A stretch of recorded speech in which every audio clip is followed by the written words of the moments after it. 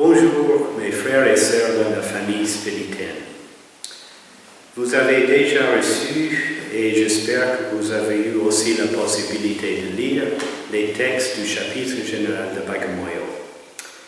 Vous aurez vu qu'une forte conviction en ressort, celle d'être une vraie famille religieuse et missionnaire qui avance sur les pas de nos fondateurs, d'avoir un style de vie plus authentique, plus cohérent, plus vrai.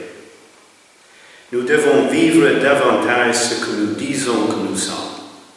Nos chapitres se sont succédés, ils ont produit de merveilleux textes sur notre héritage spirituel, sur notre mission dans le monde aujourd'hui, sur notre vie contemporaine de communauté dans une grande famille internationale, interculturelle, où chacun se sent inclus et vit une vraie appartenance. Mais en réalité, ces beaux textes, ces beaux documents ne semblent pas avoir amené à une vraie conversion, aux transformations que nous désirions.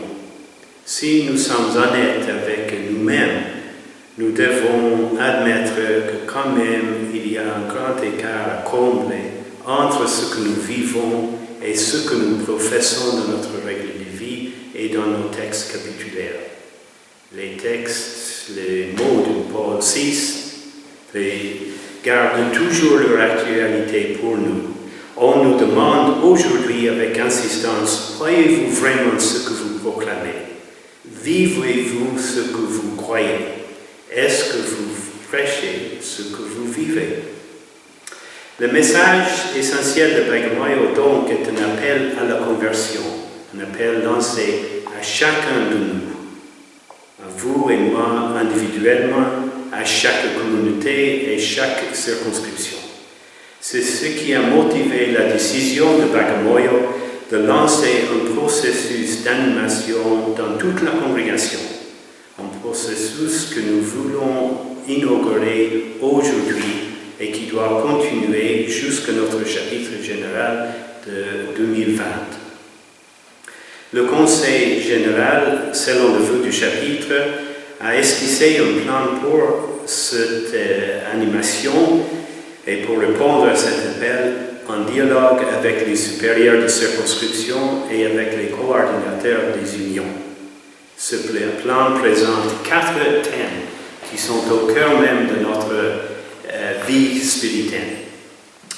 L'identité et la vocation spirituelle, le Saint-Esprit, la vie communautaire, la mission. Nous commençons aujourd'hui. À partir d'aujourd'hui jusqu'au 2 février 2015, nous allons réfléchir sur notre vocation et sur notre identité spirituelle.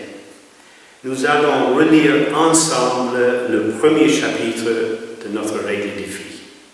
Nous allons nous interroger sur le sens de la vie spirituelle aujourd'hui, sur les traces de Claude Poulaert-Desplaces et François Liberman. Comment pouvons-nous être plus vrais dans notre objectif d'évangéliser les pauvres? Comment pouvons-nous vivre plus profondément notre vie apostolique dans l'esprit de l'union pratique? Dans les prochains mois, vous allez recevoir certains documents, certains outils pour vous aider à vivre ce processus ensemble. Des témoignages de confrères, de laïcs spiritains, des suggestions pour des temps de réflexion et de partage ensemble, des textes pour de possibles célébrations liturgiques, par exemple. Vous pouvez aussi partager vos propres idées, vos propres suggestions avec d'autres. Nous savons que plusieurs d'entre vous avez déjà des vies très occupées, que vous êtes pris dans des exigences quotidiennes de votre ministère, par de nombreuses réunions dans le diocèse, réunions de circonscription, de congrégation. Le plan proposé ne veut pas être une charge d'une activité de plus. Il a été conçu simplement pour être insérés facilement dans les activités que vous avez déjà planifiées au niveau de vos communautés et de votre circonscription. Certains seront rebutés peut-être par l'idée même d'un plan d'animation venant du Conseil général, venant d'en haut, sans peut-être beaucoup de liens dans la vie quotidienne que nous vivons. Mais ce qui est en jeu ici, c'est vraiment quelque chose de très important.